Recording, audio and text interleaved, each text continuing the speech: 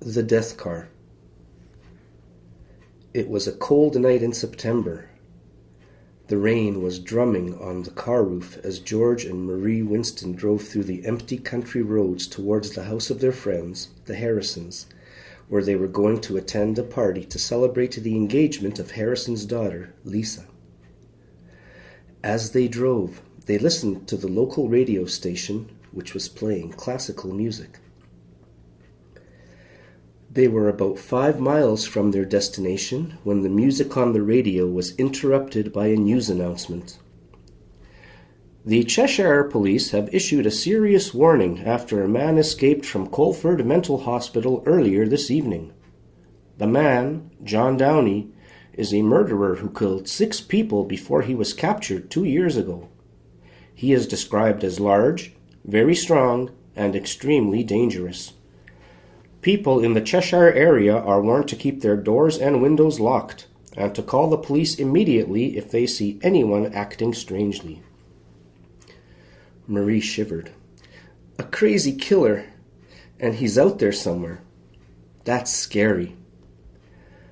Don't worry about it, said her husband. We're nearly there now.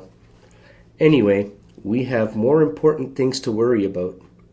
This car is losing power for some reason. It must be that old problem with the carburetor. If it gets any worse, we'll have to stay at the Harrisons tonight and get it fixed before we travel back tomorrow. As he spoke, the car began to slow down. George pressed the accelerator, but the engine only coughed. Finally, they rolled to a halt, as the engine died completely. Just as they stopped, George pulled the car off the road, and it came to rest under a large tree. Blast, said George angrily. Now we'll have to walk in the rain. But that'll take us an hour at least, said Marie. And I have my high-heeled shoes and my nice clothes on. They'll be ruined. Well, you'll have to wait while I run to the nearest house and call the Harrisons. Someone can come out and pick us up, said George.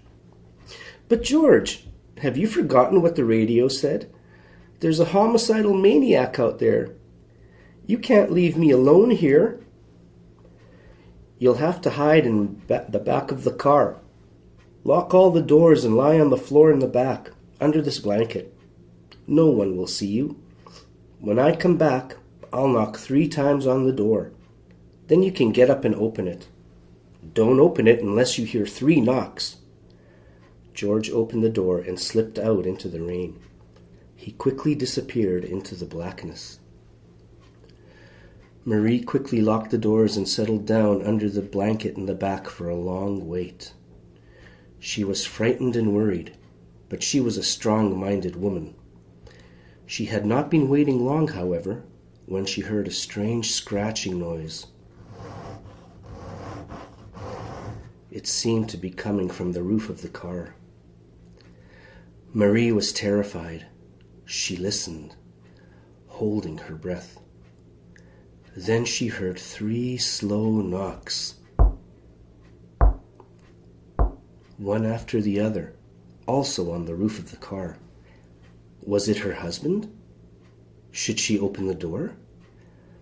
Then she heard another knock, and another. This was not her husband. It was somebody or something else. She was shaking with fear, but she forced herself to lie still. The knocking continued. Bump, bump, bump, bump. Many hours later, as the sun rose, she was still lying there. She had not slept for a moment. The knocking had never stopped all night long. She did not know what to do. Where was George? Why had he not come for her? Suddenly, she heard the sound of 3 or 4 vehicles racing quickly down the road. All of them pulled up around her, their tires screeching on the road.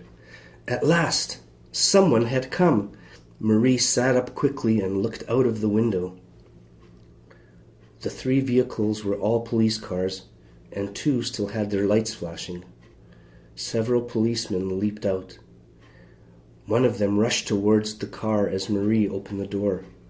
He took her by the hand. "Get out of the car and walk with me to the police vehicle, miss. You're safe now. Look straight ahead. Keep looking at the police car. Don't look back. Just don't look back." Something in the way he spoke filled Marie with cold horror. She could not help herself. About 10 yards from the police car, she stopped, turned, and looked back at the empty vehicle. George was hanging from the tree above the car, a rope tied around his neck. As the wind blew his body back and forth, his feet were bumping gently on the roof of the car. Bump, bump, bump, bump.